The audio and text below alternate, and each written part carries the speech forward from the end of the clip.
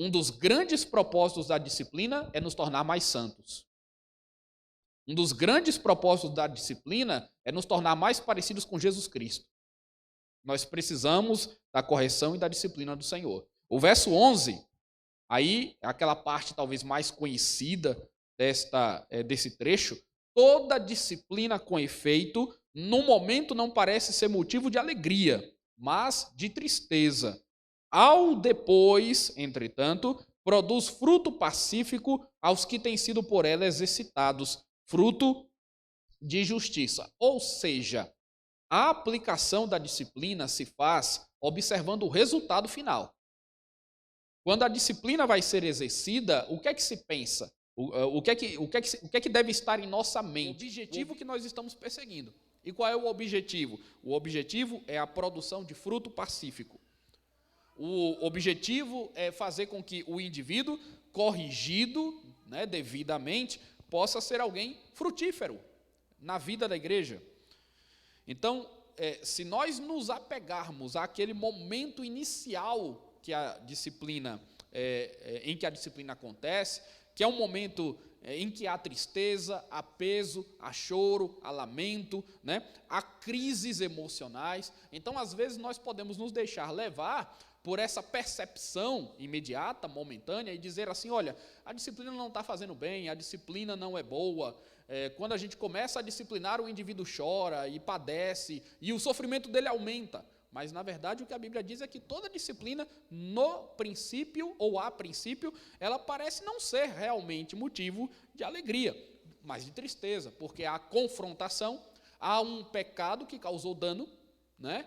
E isso vai trazer também algum tipo de tristeza, algum tipo de lágrima. Porém, você observa o estágio final que você pretende alcançar, que é quando o indivíduo é restaurado, né? É recuperado daquele estado terrível no qual o pecado o lançou. Isso é tão verdadeiro, irmãos, que os versos 12 e 13, que encerram a sessão, enfatizam grandemente a restauração de Deus. Olha só. Por isso, reestabelecei as mãos decaídas e os joelhos trôpegos. Reestabelecei as mãos decaídas e os joelhos trôpegos, e fazei caminhos retos para os pés, para que não se extravie o que é manco, antes seja curado. Não é interessante isso aqui? Ou seja, a intenção de Deus, ao exercer a sua disciplina sobre nós, ou ao permitir e fazer com que a igreja exerça disciplina sobre os seus membros, é evitar que os indivíduos faltosos se extraviem, apostatem, se distanciem da verdade. Ao contrário, o que é que Deus quer que aconteça? Que estes que estão mancos, esses que estão tropeçando no caminho, esses que estão com os joelhos trôpegos, esses que estão com as mãos decaídas, sejam curados. A disciplina é para cura. Ela é para o bem do faltoso, não é para o mal. Uma coisa que a gente precisa entender, meus irmãos, na igreja, e isso tem que ser falado com toda clareza, né? Eu acredito que isso ajuda a liderança, ajuda os irmãos. É quando a gente compreende que a disciplina, ela não é contra o indivíduo, mas é a favor dele. Geralmente, quando você fala que alguém precisa ser disciplinado, ou quando você vai dizer isso para a pessoa, tratar com ela, é muito comum aquela reação negativa, né? Então o sujeito ele se opõe e diz assim, não, isso é humilhante, isso é constrangedor, eu não quero o meu nome envolvido nisso, não quero participar dessa reunião do conselho, não quero que a minha disciplina seja comunicada publicamente, ou sei lá o quê. Ele vai se opor a isso, mas ele vai se opor a isso como se o ato da disciplina fosse uma coisa negativa, como se fosse uma coisa ruim para ele, né? Como se fosse uma coisa pesada, como se ele fosse talvez até um sujeito perseguido pela igreja, né? Pelo pastor, pelo conselho, como se quisessem o mal dele. Na verdade, meus irmãos, quando a disciplina é necessária e quando ela acontece, né, bem aplicada, ela promove o bem do sujeito. Ela é para que você receba a misericórdia de Deus.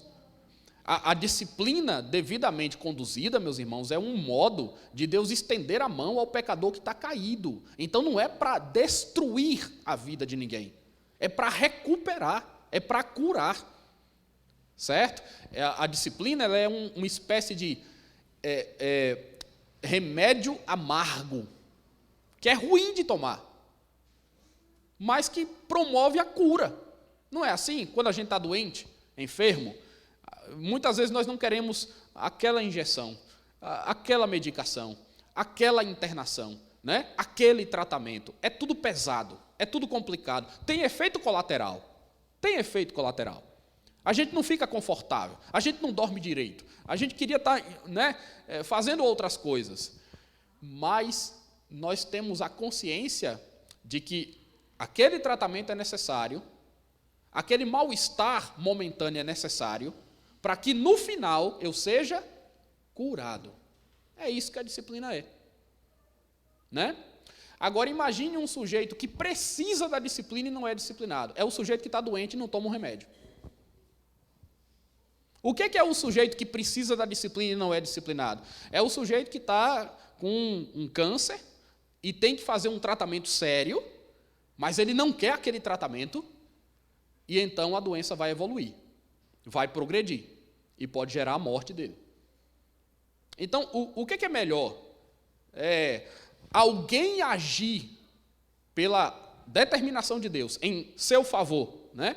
Mesmo que ele tenha que colocar o dedo na ferida, para tratar a ferida, ou deixar que o sujeito sangre, padeça, sofra, agonize até morrer. Porque se a pessoa, irmãos, precisa ser disciplinada e fica sem o tratamento, ela pode receber, por exemplo, o juízo de Deus sobre a vida dela. Já pararam para pensar nisso? Imagine alguém, por exemplo, que esteja em pecado, não seja corrigido, e continue participando da ceia do Senhor, como se nada tivesse acontecendo. O que é que a Bíblia diz sobre isso? O que é que Paulo diz sobre isso? Quem come e bebe sem discernir, quem come e bebe indignamente, come e bebe juízo para si. Então, não é muito pior negar a doença, né? Se recusar ao tratamento, do que se sujeitar e agradecer a Deus. E agradecer a Deus o fato de que existe uma igreja séria, existe uma igreja fiel, né? Existem pessoas que temem a Deus e que são responsáveis pela minha vida e que velam pelas minhas almas e que estão dispostos, inclusive, a enfrentar determinadas lutas em meu favor. A disciplina não é contra você, não é contra nós, ela é a nosso favor, irmãos.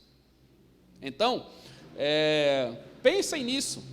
Se em algum momento surgir a necessidade, Deus livre você de cometer qualquer pecado mais sério, mais grave, mas se em algum momento surgir uma situação como essa, ou se você ver o seu irmão caído, não tenha a interpretação equivocada, né, de que aquela pessoa está sofrendo e a disciplina vai aumentar o sofrimento dela. Não. Tá? Procure pensar que Deus nos fornece, né, aquilo que nós precisamos, supre a nossa necessidade espiritual e nos abençoa, inclusive por meio da disciplina. Ou se você é um pai e você não sabe que o seu filho precisa de disciplina e que a disciplina é uma coisa positiva para a vida dele. É exatamente isso que a Bíblia nos ensina acerca de Deus. Então, eu quero, a partir disso, irmãos, esboçar algumas questões aqui para vocês. Primeiro, eu trago aqui um conceito de disciplina do Dr. Russell Shedd. Ele diz assim, que, olha que interessante, a palavra disciplina pinta o quadro de um mestre seguido por seus discípulos que prestam atenção muito séria às suas palavras, mas almejam imitá-lo também. Tudo que o seu Senhor eles procuram ser. A disciplina os informa e corrige os conceitos errados que os discípulos imaginam caracterizar o seu mestre. Sabe por que eu trouxe essa citação aqui para os irmãos? Porque eu não sei se você já parou para pensar, mas a palavra disciplina, ela é de uma mesma raiz da palavra discípulo. Certo? Então, a ideia de disciplina está relacionada à ideia de ser um discípulo. Se você é um discípulo de Jesus Cristo, você precisa ser disciplinado para ser mais parecido com Ele, para imitá-lo no agir. Olha que interessante. Agora eu estou falando da disciplina não no conceito mais restrito, não no conceito formal de disciplina que a igreja aplica, mas eu estou falando da disciplina no sentido mais abrangente da palavra, certo?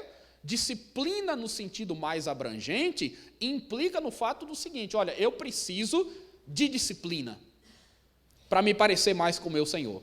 Eu preciso de disciplina para ter um coração mais obediente. Eu preciso de disciplina para fazer mais coisas que agradem a Deus, né? Então, se você para pensar nisso, você vai ver que o conceito de disciplina é maior do que o que a gente geralmente concebe, tá? Não é por acaso, irmãos, que na nossa fala usual, como é que a gente diz assim, olha, se eu disser assim, fulano, você é um sujeito disciplinado, eu estou fazendo um elogio ou uma crítica? Para pensar, nossa, fulaninho, você é disciplinado, hein? Isso é um elogio ou uma crítica? Isso é um elogio. O que é que eu estou querendo dizer com isso? Que o sujeito é aplicado, não é? Que o sujeito é cumpridor dos seus deveres, não é isso? Ele é um sujeito disciplinado. Para vocês estarem aqui hoje, na igreja, vocês tiveram que ter algum nível de disciplina, ou não? Vocês tiveram que observar o horário, vocês tiveram que se arrumar no horário, vocês tiveram que sair de casa, vocês tiveram que fazer um planejamento, né? Agora, a rigor, isso levado a outras áreas da vida, faz com que você possa ser reconhecido como uma pessoa disciplinada. Eu só estou colocando o termo mais positivo de como essa palavra pode ser usada, porque a gente está muito acostumado a ouvir falar sobre disciplina de uma forma negativa, né? Então, a palavra disciplina, irmãos, tem a ver, inclusive, com o fato de ser discípulo de Jesus. Você já reparou como Jesus, no trato e no convívio diário com os seus apóstolos, disciplinou a vida deles? Você percebe como Jesus disciplinou Pedro? Você percebe como Jesus disciplinou e formou e forjou o caráter dos seus discípulos? Você percebe no que é que João e Tiago, filhos do trovão, se tornaram? Certo? Então, aquilo é o efeito da disciplina de Deus. Aquilo é o efeito do trato de Deus no coração. Então, em um determinado nível, em um determinado sentido, todos nós precisamos de disciplina, irmãos. E aí, deixa eu dizer uma coisa que talvez você já tenha ouvido, mas é importante enfatizar. Você sabia, nós somos de uma tradição reformada, nós somos de uma igreja confessional, né?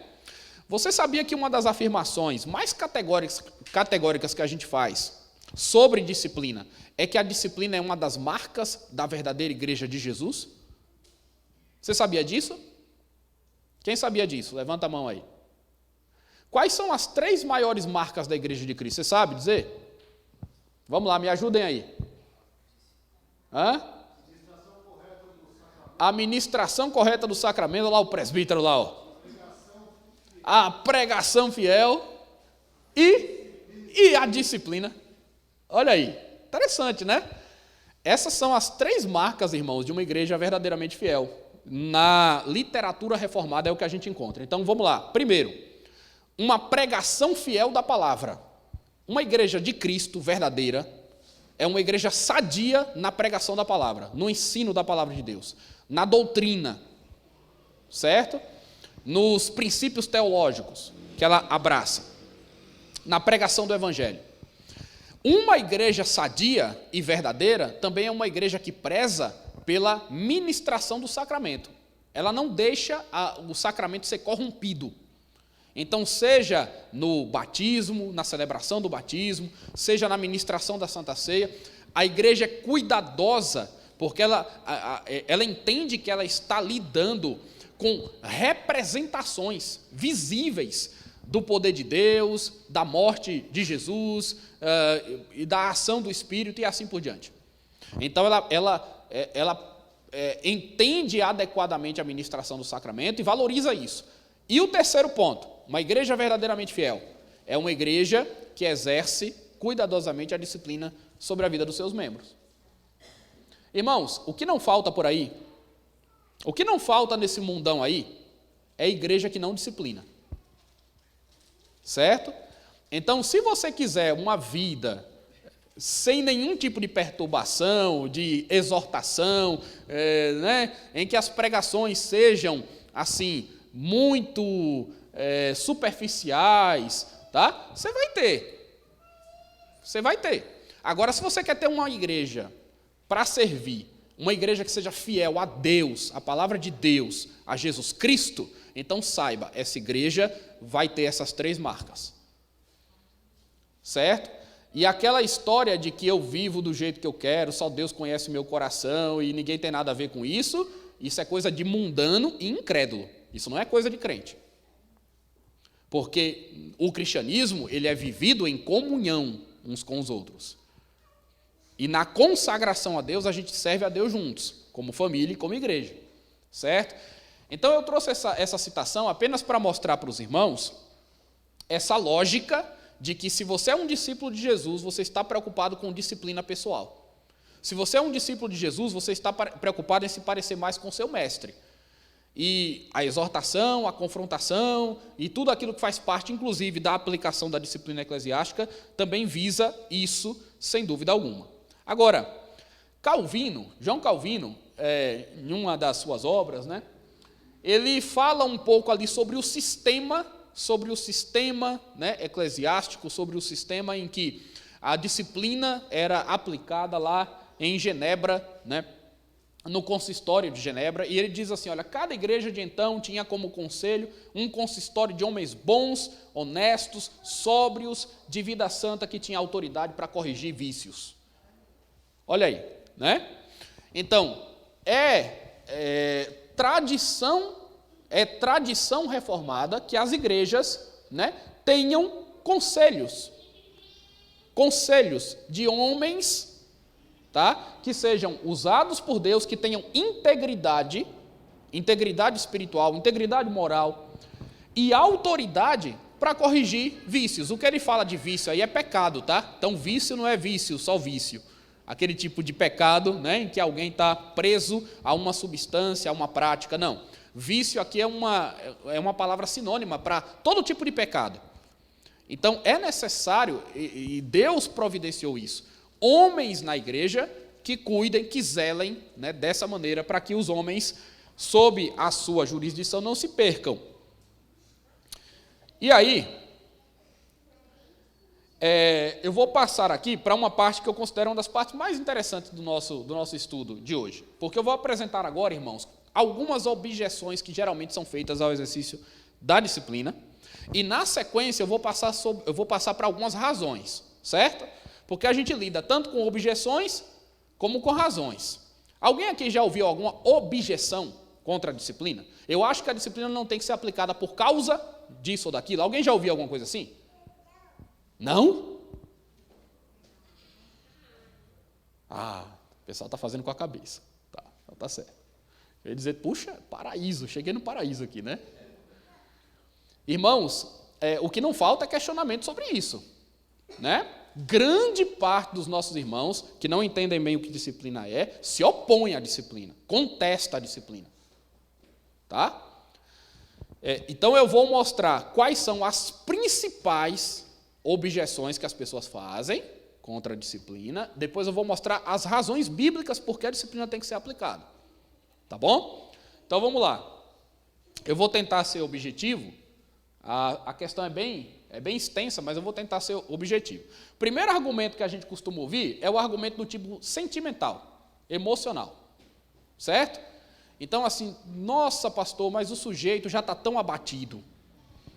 Ele já está tão abatido, ele está chorando tanto. Ele já está emocionalmente tão abalado. E aí vem uma disciplina. Ninguém está precisando de disciplina. Ele não está precisando de disciplina agora. Ele está precisando de acolhimento, de abraço. Ele está precisando de oração. Ele está precisando de um aperto de mão. Ele está precisando de uma visita. Ele está precisando disso. Ele não está precisando de disciplina. Esse é o argumento sentimental.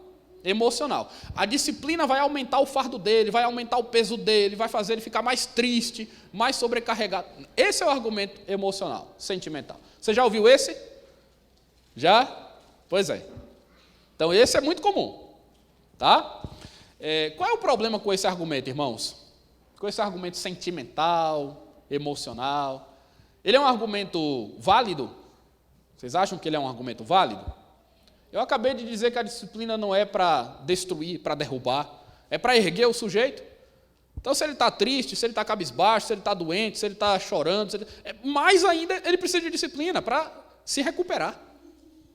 Então, mas é um argumento muito comum, né? Então, fica aparecendo a imagem, irmãos, que as pessoas constroem na cabeça, e eu sei que o trato do reverendo Antônio Carlos é um trato totalmente diferente, e os irmãos já o conhecem do trabalho extenso que ele tem aqui de muitos anos, né? Então acho que eu posso falar isso.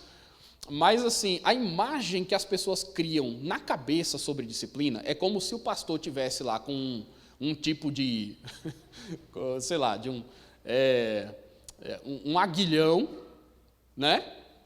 Ou como se ele tivesse com uma arma assim, um bastão, que ele tivesse que perseguir, ou o presbítero, né?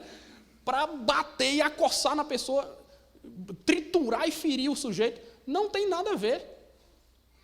Não tem nada a ver, né? A ideia da disciplina é outra. Os pastores, os pregadores do evangelho, os presbíteros da igreja, eles têm que ser duros no trato, tá? Porque o pecado causa estrago, o pecado causa prejuízo, o pecado traz transtorno para a vida. O pecado abala e enfraquece a igreja. A gente tem que falar grosso, irmãos, e a gente tem que ser severo contra o pecado, mas nós separamos as coisas, e nós sabemos que aquele indivíduo que pecou e que precisa ser repreendido, às vezes até duramente, ele precisa também ser resgatado do lamaçal em que ele está. Então, a gente não pode confundir as coisas, né? A gente vive numa era em que, assim, ninguém pode chamar a atenção de ninguém, né? Ninguém pode dizer que o outro está errado. Ninguém pode discordar da opinião do outro. Isso não é bíblico. Então, nós temos um padrão. Nós temos um padrão de lei, nós temos um padrão de moralidade, nós temos um padrão de santidade, um padrão de Deus. É com base nesse padrão que a gente chama a atenção das pessoas, corrige o pecador e assim por diante. Tá? Agora, isso não quer dizer que você é insensível à dor de quem está sofrendo por causa do pecado. Eu, às vezes, irmãos, assim, eu tenho certeza, com o reverendo Antônio também, às vezes, assim, a gente fica com o coração dilacerado ali, porque a gente olha para a pessoa que está sofrendo, a gente sente compaixão dela, compaixão mesmo, real, porque ele está ali chorando, ele está ali muito triste. Eu sei que o problema é o pecado, o que o pecado fez na vida dele, né? Mas ao mesmo tempo em que eu tenho que condenar o que ele fez, o mal que ele praticou, eu posso e devo estender a mão para ele. Então uma coisa não anula a outra, percebe? Porque Deus faz isso. Sabe por que eu sei que isso é possível? Porque Deus faz isso. Porque Deus dá aquela chinelada forte, pá, né? Para corrigir, e ele estende a mão. Ele não deixa o sujeito caído, né? Então, é mais ou menos nessa linha tênue que a gente caminha. Agora, olha só, o outro argumento. O outro argumento é cultural e social, né? Pastor, mas isso hoje em dia não é mais pecado, não.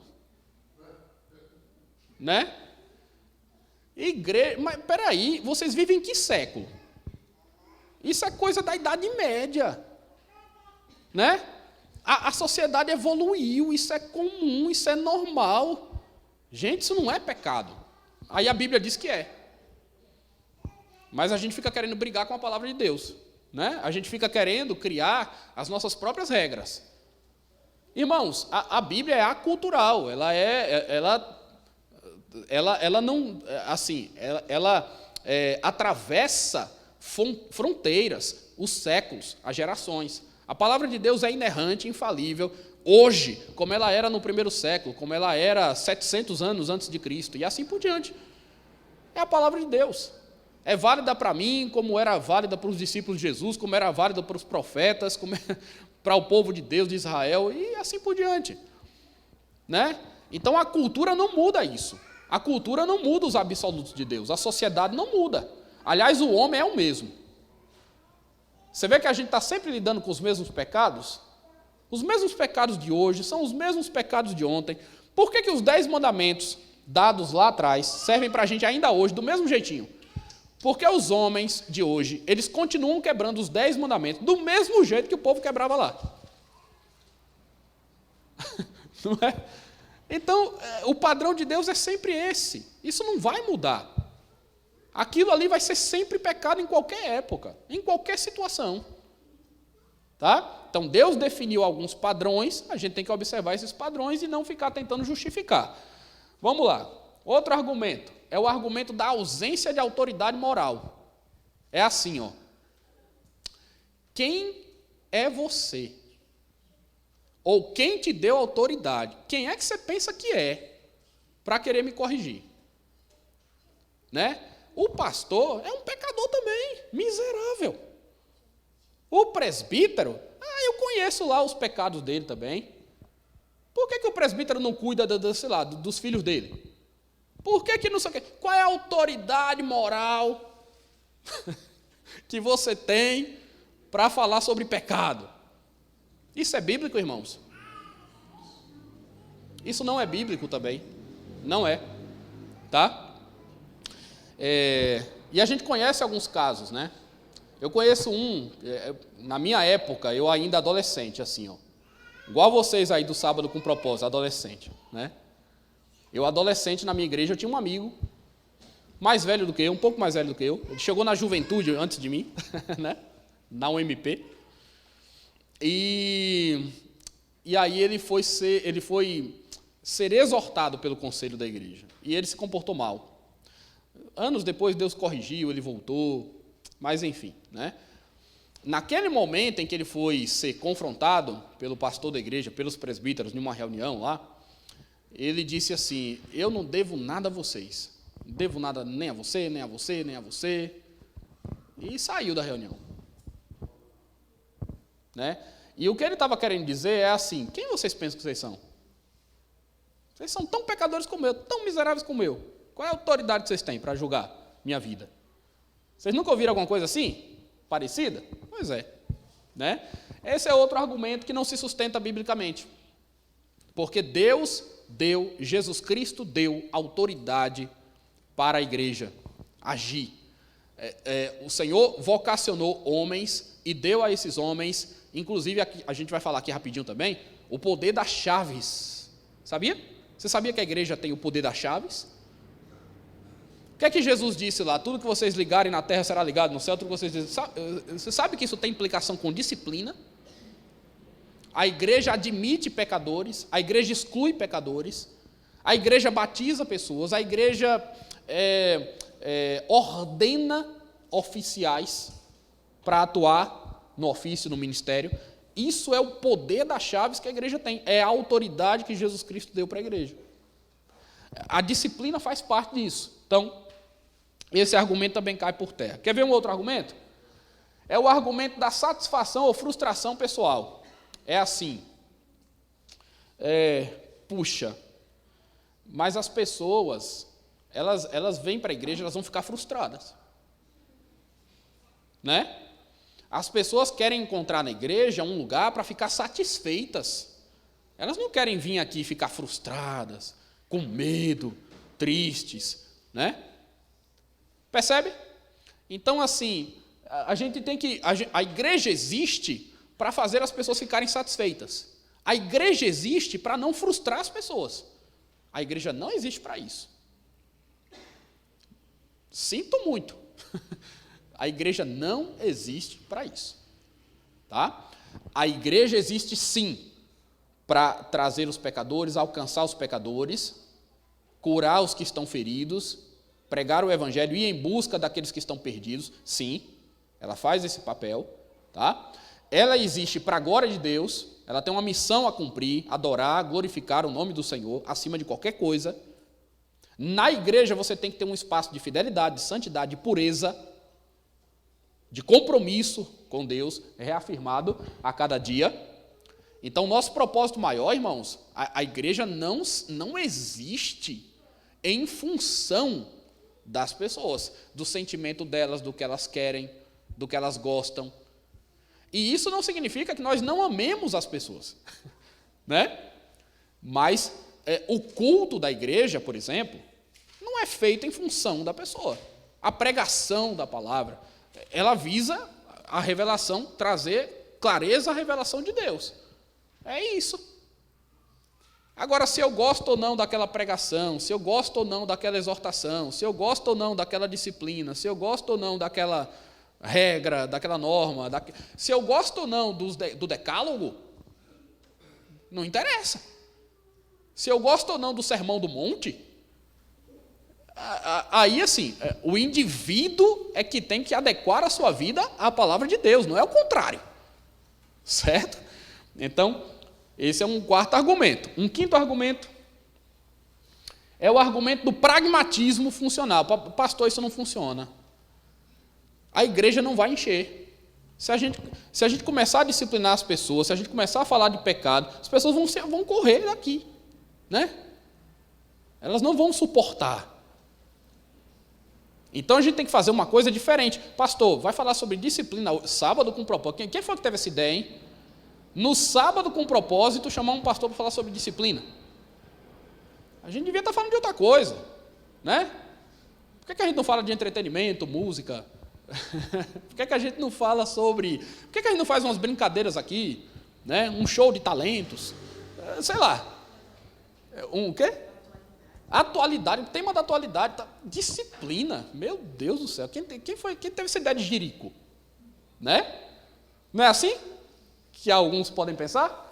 Esse é um argumento pragmático, é assim, eu vou falar só do que é bom, só do que é agradável ao ouvido das pessoas, só do que atrai as pessoas, só do que desperta a atenção, só do que faz bem, assim, aquilo que faz cócegas, né? No ego das pessoas, massageia o ego das pessoas. Vamos falar sobre disciplina. Ainda bem que a gente está numa igreja fiel, né? Num sábado de noite, frio, o pessoal coloca o casaquinho e vem para a igreja ouvir sobre disciplina, que a gente acha. Né? Ainda bem. E isso é uma comprovação, né, da seriedade dos irmãos. Agora, por último, é o argumento da arbitrariedade prejudicial, que é assim, pastor, sabe por que disciplina não dá certo? Disciplina não funciona, tal. Porque, infelizmente, algumas pessoas são arbitrárias. O pastor da igreja, às vezes, o conselho da igreja, eles são arbitrários. Eles conduzem a disciplina do jeito que eles querem, eles não ouvem ninguém, eles não dão a chance do sujeito se explicar, né? Algumas pessoas vão acusar a arbitrariedade. E eu vou dizer uma coisa aqui para vocês, irmãos. A arbitrariedade existe mesmo em alguns lugares. Isso é ruim. Isso é uma coisa para servir de alerta para nós, líderes, tá? O processo de condução de disciplina não pode ser feito de maneira arbitrária. Você tem que entender, você tem que ouvir, você tem que ponderar, você tem que ser, né, uma pessoa mais perspicaz, buscar a sabedoria de Deus, o discernimento da situação, e não simplesmente conduzir a situação de uma forma atrapalhada, abrupta, rápida, certo? Não é assim, não é assim que se faz. Então, na verdade, irmãos, quando alguém usa de arbitrariedade na condução de um processo de disciplina, essa pessoa não está conduzindo a disciplina da maneira certa. Tudo bem? Ela não está conduzindo a disciplina. Então, existe uma forma certa. Então, essa objeção, ela pode até ter algum sentido em alguns casos de pessoas que exacerbam ali as suas funções, né? Exageram nos atos, enfim, mas não precisa ser assim. Não precisa ser assim. E aí eu vou, a partir desse momento, dar algumas razões. Algumas razões para o exercício da disciplina. Vamos lá. Primeiro, a disciplina não é opcional. Ela é essencial. A gente não tem opção, irmãos. A igreja não tem alternativa. Entendeu? Eu não posso escolher, olha, nós seremos aqui uma igreja sem disciplina. Se eu fizer isso, eu deixei de ser uma igreja de Cristo. Não há essa alternativa. Tá? Isso não quer dizer, aqui eu acho que é importante fazer esse comentário, Isso não quer dizer que a gente fica fiscalizando e procurando pecado em todo canto.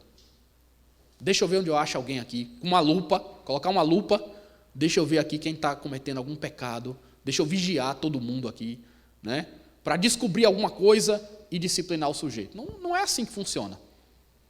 Até porque disciplina não é para qualquer situação.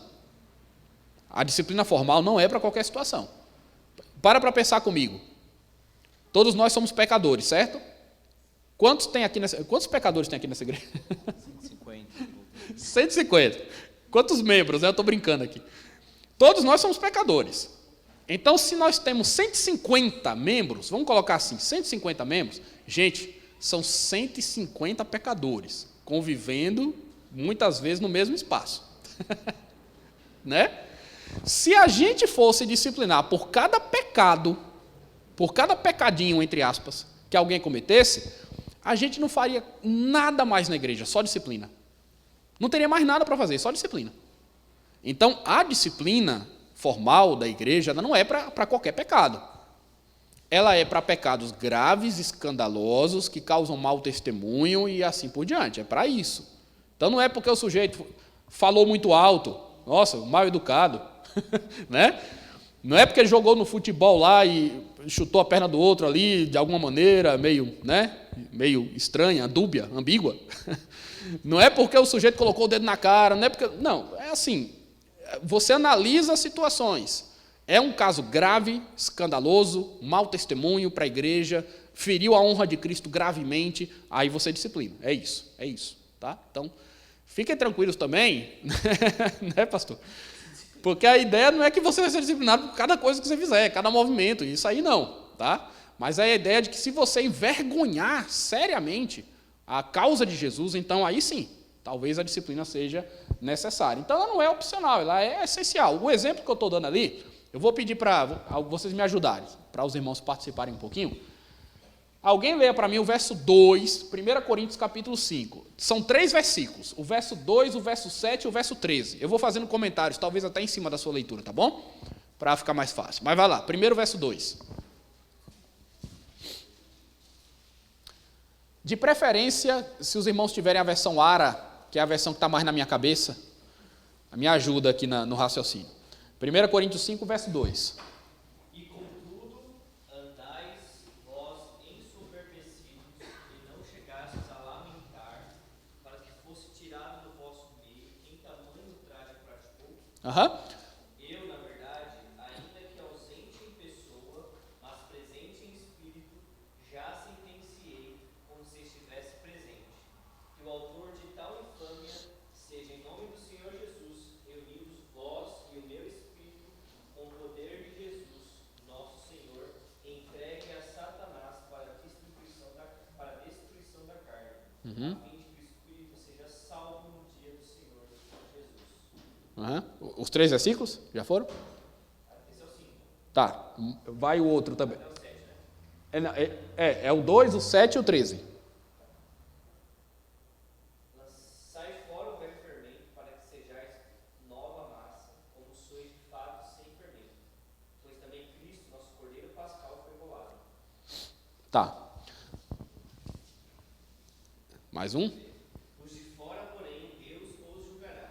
Expulsai, pois, de entre vós o malfeitor. Eu pergunto para vocês, vamos lá. Esses textos que vocês leram mostram que a disciplina é algo opcional ou é algo essencial? A linguagem que Paulo usa é uma linguagem de ordem que tem que ser obedecida ou é uma linguagem que deixa margem para a interpretação? Lançai fora o fermento, isso é o quê? Expulsai dentre vós o malfeitor, isso é o quê? Tá? Imperativo, é uma ordem. Agora, além de tudo, olha que interessante, ele iniciou a leitura, Paulo dizendo assim, vocês estáis ensoberbecidos, vocês estão tão ensoberbecidos, que vocês nem tomam providência e permitem que permaneça no vosso meio uma pessoa que pratica tamanho ultraje e ninguém faz nada. Em outras palavras, sabe o que Paulo está dizendo? Que uma igreja que não disciplina as pessoas é uma igreja orgulhosa, soberba. Por quê? porque acha que pode criar o seu próprio padrão, porque acha que não depende de Deus, porque acha que pode ignorar uma ordem de Deus. Percebe?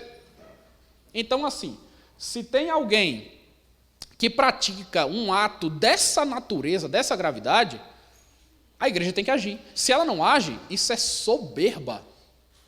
Não é interessante Paulo dizer isso? Isso é soberba. Então, o que é que tem que ser feito? Cortar na carne o mal. Cortar o mal pela raiz. E, por vezes, até mesmo chegar a uma atitude mais extremada. Porque o que Paulo está dizendo aqui não se aplica em todos os casos, mas nesse caso específico, sim. E existem situações que a gente sabe. Chega a um ponto em que a única forma é cortar o sujeito. É retirá-lo do rol de membros. Né? É excluí-lo da vida da igreja. Infelizmente. Ninguém faz isso sem dor, tá, irmãos? Ninguém faz isso sem dor, né? Eu não conheço. Todos nós fazemos isso lamentando.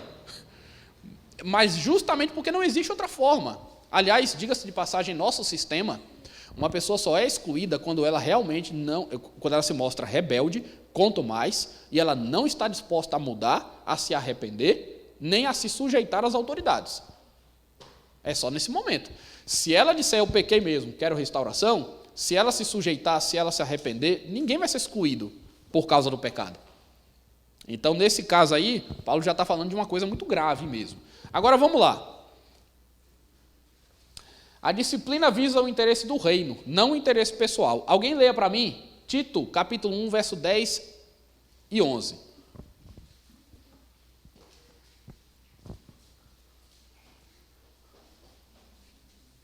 A gente está caminhando mais ou menos para o fim, tá, irmãos? Porque existem muitos insubordinados, oradores, frívolos e enganadores. Olha só o que ele está lendo aí. Existem muitos o quê? Insubordinados. Olha para quem que a disciplina é, ó. Existem muitos insubordinados, né? O que mais, meu irmão? Sim. Tá. Frívolos, enganadores. Beleza. Especialmente os da circuncisão, Ok. é preciso fazê-los calar, É preciso fazê-los calar. porque andam pervertendo casas inteiras, Aham. ensinando o que não devem por ganância. Ok. Então, olha só. Isso daí é forte, né? Essas palavras, você percebe como são palavras fortes? Quem era Tito, irmãos? Tito era um pastor. Era um pastor. Inclusive, Tito estabeleceu liderança lá em Creta, onde ele atuava. Paulo traz recomendações para o estabelecimento de liderança e tudo mais. Certo? Aí, Paulo fala sobre os da circuncisão. Quem são os da circuncisão? São pessoas que estão pregando doutrinas estranhas ao evangelho. Eu não vou entrar em detalhes aqui, mas enfim, são os judaizantes, são aqueles que acham que os gentios têm que ser circuncidados e tal. Aí o que é que eles estão fazendo? Esses da circuncisão. Eles estão pervertendo as pessoas. Eles estão indo nas casas, eles estão convencendo errado as pessoas, eles estão ensinando errado. Aí Paulo diz o quê? É preciso fazê-los calar. Calar. Porque eles estão pervertendo, eles estão destoando, eles estão distorcendo o ensino. Irmãos, vocês presbíteros me ajudem, vocês sabem disso, né? Será que às vezes, vocês, na experiência de vocês, irmãos, algumas vezes na igreja, talvez você não tenha tido como conselho, junto com o seu pastor e tudo, fazer algumas pessoas se calarem, né? Porque elas estão criando tumulto, elas estão criando problema, elas estão ensinando errado, elas estão distorcendo as escrituras. Isso é aceitável? Não é. Não é. Sim, presbítero. Claro. Sim, claro, vá. Eu gostaria que voltasse um pouquinho do ponto anterior. Tá. Falar sobre objeção. Aham. Aquele ponto número 4. Porque o que acontece também, o que o pastor está falando agora, essa questão de querer corrigir a autoridade da igreja, uma vez que o ofício foi dado por Deus. Sim. E até que, como a gente faz a nossa confissão, né? Aham. Até que as autoridades continuem fiel à palavra. Porque de objeção, às vezes a pessoa está sendo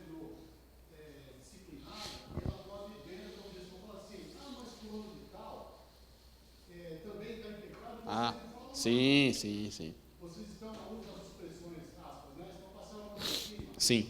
Porque aí a gente já começa a gerar um problema de um juízo investigativo. Porque É. a pessoa está na igreja, É verdade. ela está, de um certo modo, sob disciplina, ainda que não seja literal na questão, mas está, de uma certa forma, ela se sente que está afastada, não tem oportunidade, etc. e tal. Então ela começa a lançar um espírito investigativo, ou seja, por que vocês não corrigem o fulano ou a Beltrana? Só comigo. Então percebe aí, começa a lançar, colocar em xeque a autoridade Sim. do oficial da igreja. Então por isso que eu pedi para botar Perfeito. a questão da objeção, Aham. porque começa a fazer comparação. É.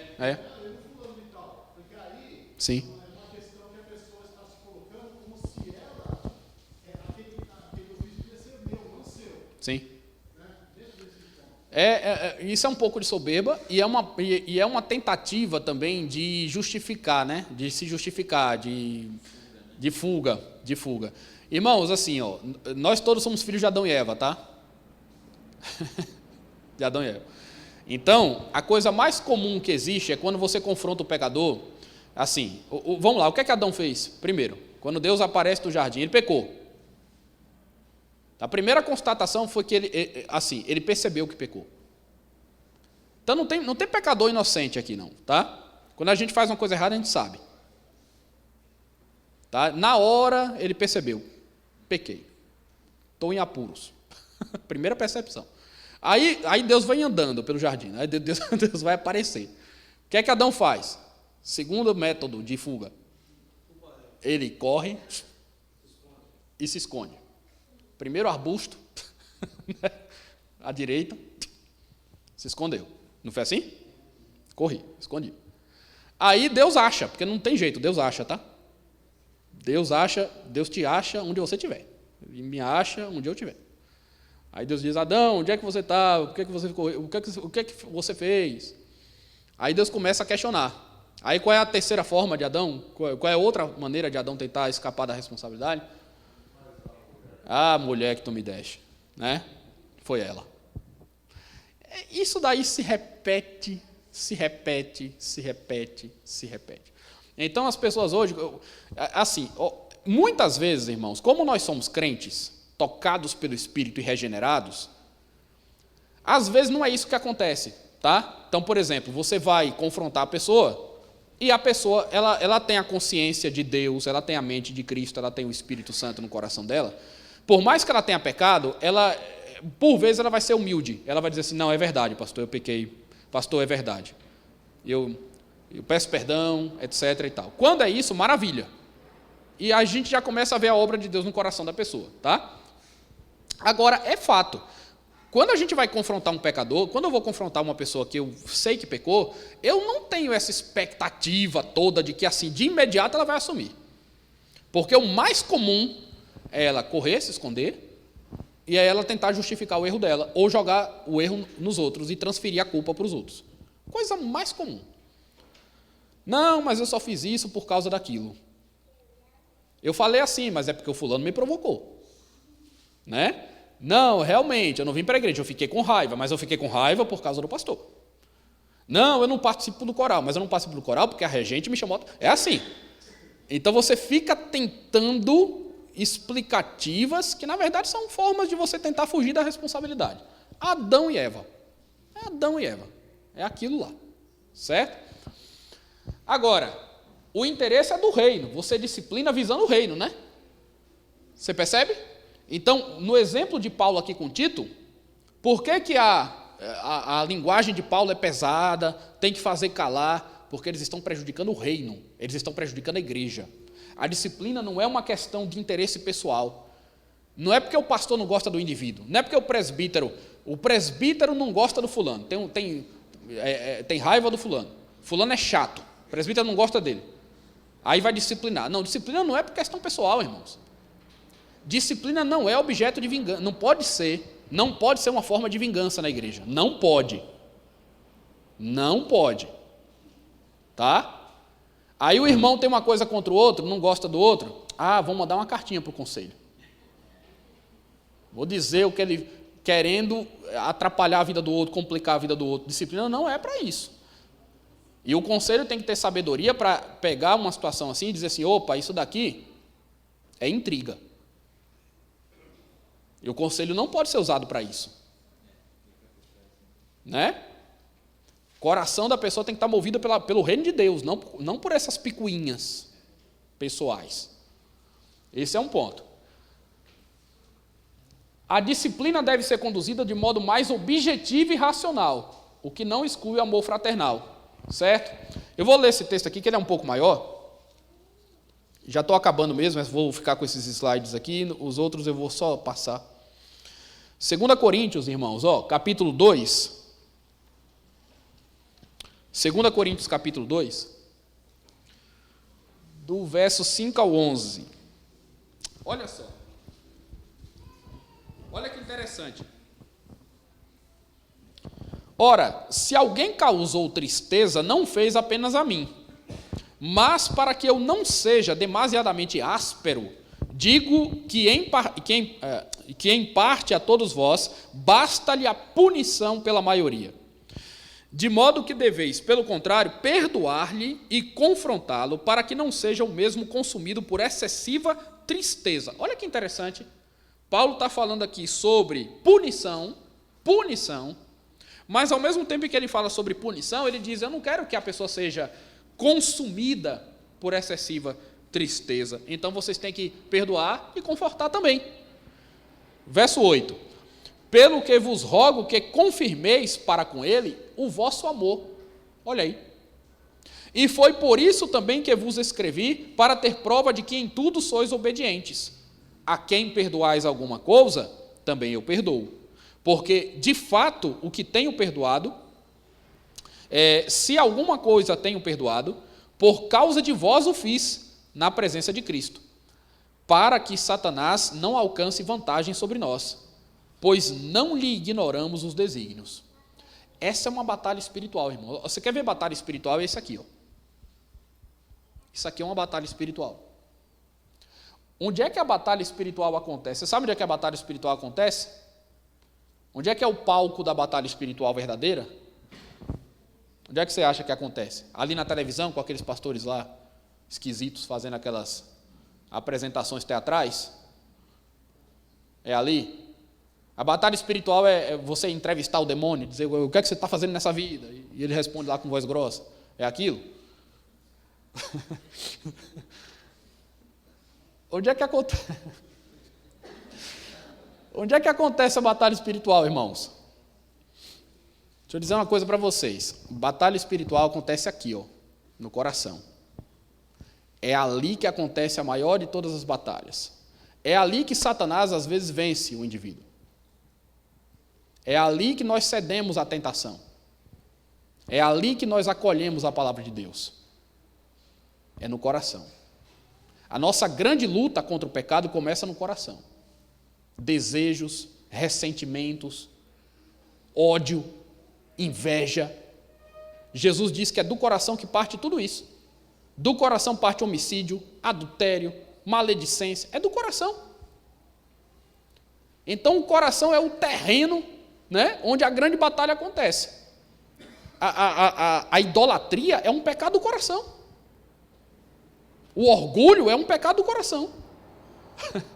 Né? Então, para que batalha espiritual maior do que essa daí?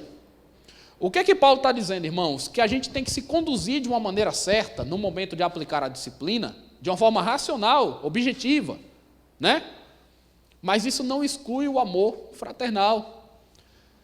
Paulo está bem consciente dos desígnios de Satanás. Ele está bem consciente das armadilhas, de como Satanás provoca situações. Lembra lá de Provérbios, assim, que fala do homem de Belial, que semeia contenda entre os irmãos, e essa coisa toda? Lembra do joio no meio do trigo, né? O maligno, e assim por diante? Paulo sabe muito bem o que é que Satanás faz, né? E ele traz uma palavra de alerta dizendo, como é que a gente trata uma pessoa que pecou? A gente tem que aplicar a punição. Mas a gente também tem que perdoar. A gente aplica a punição, mas a gente conforta. Amor, o amor não vai faltar. Mas tem que acontecer. Irmãos, é só pensar de novo na figura do pai com o filho, né? Não é verdade? Quando você, pai, entende que seu filho precisa de disciplina, você vai discipliná-lo em amor? Você vai discipliná-lo e deixá-lo morrer? Qual é a maneira que você usa para disciplinar? Né? Então, Deus age assim e Ele requer que sua igreja haja também. A disciplina pode ser amarga no início, mas é benéfica ao final, eu já comentei esse ponto. E a disciplina requer humildade dos seus aplicadores como virtude fundamental. Qual é aquele texto ali? Alguém sabe de cor, sem abrir a Bíblia? Aquele, pois, que julga estar de pé, veja que não caia. Certo? A disciplina precisa acontecer? Precisa. Os aplicadores dela precisam ter humildade, precisam ser humildes. Porque aqui, irmãos, a ideia não é agir dizendo eu sou superior a você, eu sou melhor do que você. O que é que você fez? Eu nunca agiria assim, você está agindo. A ideia não é se sobrepor sobre a pessoa, não é chutar a pessoa que está ferida. Quem vai aplicar a disciplina tem que ser humilde. E a igreja tem que aprender com quem caiu, porque se nós estamos de pé, é pela graça de Deus. Você duvida que você está em pé pela graça de Deus? É pela graça de Deus. Se a graça de Deus me soltar, eu caio. Eu caio. Né? Então, quem está de pé, fica atento. Quem está de pé, vigia. Quem está de pé, ora. Porque senão a gente cai. E nem interessa, eu não quero nem saber quanto tempo você tem de igreja, nem sua formação teológica. Eu sou pastor, estou dizendo, se a graça de Deus não me segurar, eu caio. Não tem nada a ver com experiência religiosa, nada. Eu estou falando que nós só nos mantemos de pé e perseveramos na fé, e vencemos, e superamos as tribulações, se a graça de Deus nos sustentar, irmãos. Agora, se eu der espaço no meu coração, se você der espaço no seu coração para o pecado, você não sabe o perigo que você está correndo. Porque ninguém é isento de cair aqui. Ninguém. Ninguém está livre da queda. E todos nós dependemos e precisamos constantemente, diariamente, de Deus. Eu vou encerrar, mas só para não deixar de passar aqui para vocês, a Confissão de Fé de Westminster. A Confissão de Fé de Westminster fala que o Senhor Jesus, como rei e cabeça da igreja, instituiu um governo nas mãos dos oficiais. Então, o conselho que você tem aqui, por exemplo, tá? Ele exerce um governo que foi concedido pelo Senhor Jesus Cristo. Quem é o rei da igreja? Jesus. Quem é o cabeça da igreja? Jesus. Ele estabeleceu oficiais para exercer a disciplina sobre o seu povo. A esses oficiais estão entregues as chaves do reino, o que eu mencionei aqui. E olha só, em virtude disso, eles têm, respectivamente, o poder de reter ou remitir pecados, fechar o reino a impenitentes, tanto pela palavra como pelas censuras, abri-lo aos pecadores penitentes pelo ministério do Evangelho, pela absolvição das censuras, quando as circunstâncias o exigirem. O mesmo conselho de homens de Deus que disciplina, retira depois a disciplina. Certo? A censura. Então, isso daí é uma prerrogativa que o conselho tem, que os homens de Deus, os pastores da igreja têm. Olha só o que mais. As censuras eclesiásticas são necessárias. Aí eu destaco ali por quê. Para você nem ter dúvida de que é uma coisa opcional, é necessário. A nossa confissão de fé diz, tá? As censuras eclesiásticas são necessárias. Para quê, irmãos? Para chamar e ganhar para Cristo os irmãos ofensores, para impedir que outros pratiquem ofensas semelhantes. Então imagina, alguém foi disciplinado na igreja e alguém estava sendo tentado a cometer aquele mesmo pecado. Ele olha para a vida do irmão e diz assim, opa, Deus me mostrou. Né? Você sabe, a disciplina serve para isso, para abrir os olhos, chamar a atenção. Eu ia cometer aquele mesmo pecado, eu ia fazer aquela mesma coisa, eu estava quase lá, aí o irmão caiu. É claro que ninguém quer que ninguém caia. Mas é o jeito de Deus sacudir e dizer assim, ó, tá vendo? Olha do que é que eu estou te livrando. Se você for pelo mesmo caminho, olha o que é que vai te acontecer. Olha o constrangimento, olha a dor, olha o sofrimento. Você quer passar por aquilo? Então evita. Né? Então, impede que outros pratiquem ofensas semelhantes.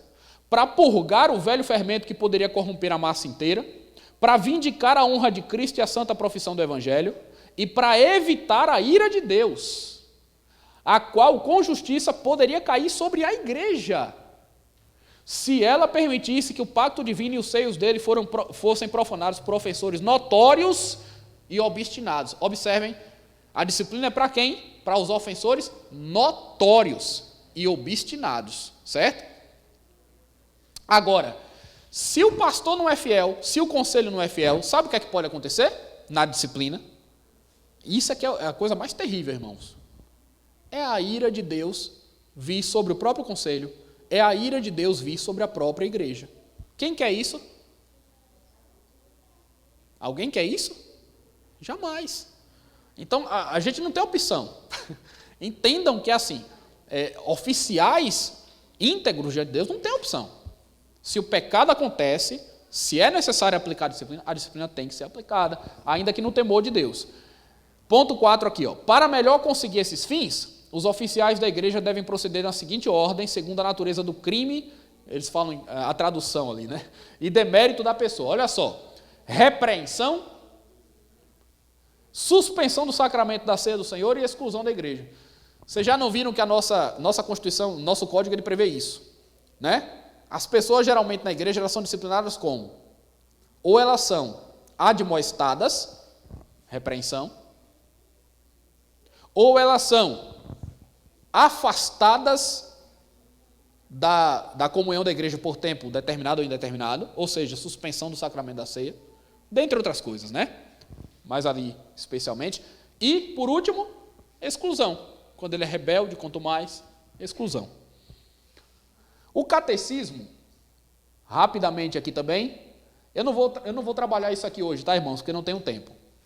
Mas ele fala sobre alguns pecados que são piores do que outros. Porque geralmente a gente pensa que não, né?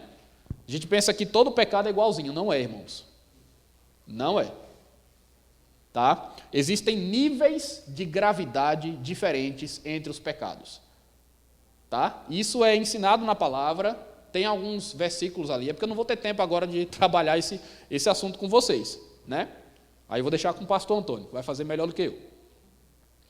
Mas assim, dependendo da circunstância, existem pecados que são mais sérios e mais graves do que outros. Dependendo do lugar, existem pecados que são mais sérios, e dependendo da pessoa, né?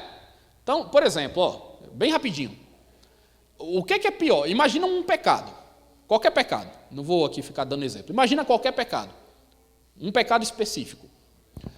Esse pecado que você imaginou foi cometido por um jovem recém-convertido. Tá?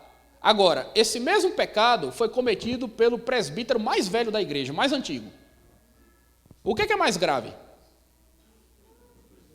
O do presbítero. Por quê? Porque ele tem mais experiência religiosa, porque ele tem mais conhecimento da Bíblia, porque ele tem mais responsabilidade diante dos irmãos, do que aquele jovem que entrou ontem e está aprendendo. Concorda?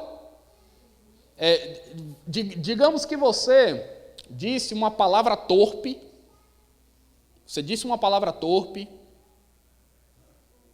no seu ambiente de trabalho.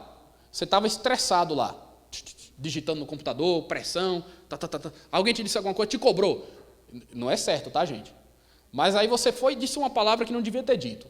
É uma vergonha, mas você falou no ambiente de trabalho, lá na correria, na agitação, é uma coisa. Aí, essa mesma palavra torpe, você disse na igreja, logo depois que acabou o culto. Acabou o culto, você brigou com alguém e disse uma palavra torpe. O que é pior? O que é mais grave?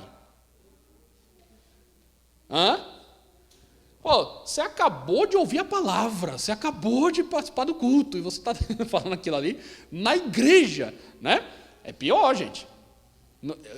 Nos dois lugares foi pecado. Mas a circunstância mais agravante é que você fez no culto.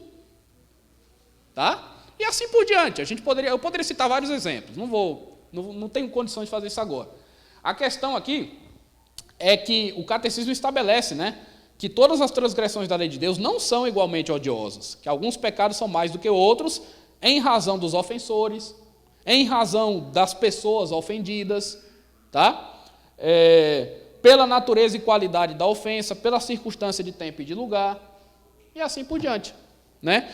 O adolescente foi lá e ofendeu o outro adolescente, tá? Eles brigaram lá na UPA, ou no futebol. Aí um disse uma coisa desagradável para o outro e tal. Ele pecou, né? Pecou. Mas se o pastor for conversar com aquele adolescente, o pastor da igreja vai conversar com ele. Aí ele diz a mesma coisa para o pastor. Pastor, eu digo e repito, agora eu vou falar para o senhor. Qual foi pior? Quando ele falou com o pastor, quando ele falou com um coleguinha lá, você ainda entende alguma coisa, né? Mas, se a pessoa reincidir no pecado, isso é pior. Vamos lá, a pessoa fez uma coisa pela primeira vez. Isso é um pecado, é sério. Mas se ela repetiu o pecado e fez de novo, o segundo pecado não é mais grave do que o primeiro? Porque ele reincidiu. Então tem várias coisas assim que a gente não costuma pensar, mas que tornam alguns pecados piores do que outros e passíveis de disciplina. Aqui, irmãos, só para encerrar, exato, esse é meu último slide. Trago aqui um slide de um estudioso, né? Escreveu um livro sobre disciplina eclesiástica também, o Jim Elliff. Ele diz assim, ó: reconhecemos que existe certa tensão entre os diferentes princípios envolvidos na disciplina eclesiástica. Por um lado, somos recomendados a brandura, em Gálatas 6:1. Lembra de Gálatas 6:1? Paulo diz assim, ó: se alguém entre vós pecou, vocês que são espirituais, pronto, vocês que são mais espirituais, pronto, vocês que são mais espirituais, corrija com espírito de brandura. Então, ao mesmo tempo que nós somos recomendados a brandura, e por outro lado, a severidade em Tito 1, que é aquele texto que a gente leu aqui, verso 13. Conquanto nunca seremos autorizados a ter um espírito crítico e condenador, Mateus 7, né, que fala lá sobre não julgueis para que não sejais julgados e tal, somos de qualquer forma obrigados a julgar os de dentro. Paulo diz que os de dentro cabe à igreja julgar, os de fora Deus julgará, mas os de dentro cabe à igreja. Assim como somos convocados a amar, de modo que estejamos dispostos a cobrir determinados pecados, também devemos nos exortar mutuamente a cada dia, a fim de que nenhum de nós seja endurecido pelo engano do pecado. Essa tensão é mais evidente no fato de que devemos amar o nosso irmão assim como Cristo nos amou, e ao mesmo tempo devemos estar dispostos a considerá-lo um incrédulo e lançá-lo fora do nosso meio se ele continuar em pecado. Qual é a ideia aqui? O que é que o autor está dizendo, irmãos? Que a gente caminha em uma linha muito tênue. Ao mesmo tempo que a gente tem que fazer algumas coisas, a gente tem que fazer outras. Ao mesmo tempo que a gente tem que amar o irmão e ajudar o irmão que está sofrendo, a gente tem que repreender o irmão e exortá-lo quando ele pecar. Ao mesmo tempo que a gente tem que ter espírito de brandura, a gente tem que corrigir. Certo? É isso que ele está dizendo. E outra, né? Ao mesmo tempo que eu tenho que amar o incrédulo e chamar o incrédulo à conversão, se tiver um incrédulo na membresia da igreja cometendo barbaridades, ele tem que ser excluído. E aí a gente tem que entender que uma coisa é uma coisa, outra coisa é outra coisa. Porque alguém na igreja vai levantar e dizer assim, mas que absurdo. A igreja não pode excluir o pecador, está perdendo o pecador. Né? Não vai ter gente fazendo isso, falando isso? Mas se aquele pecador é rebelde, quanto mais, não se arrepende, está em pecado, não quer saber de Deus, recusou a autoridade da igreja, não quer ouvir a igreja, não quer se submeter à palavra, o lugar dele não é na igreja. Se ele ficar na igreja, ele vai fazer aquele fermento que vai contaminar toda a massa. Entendeu? Agora, ao mesmo tempo, a igreja está chamando os pecadores ao arrependimento, né? A igreja está pregando o evangelho, a igreja está acolhendo as pessoas que estão arrependidas aqui também.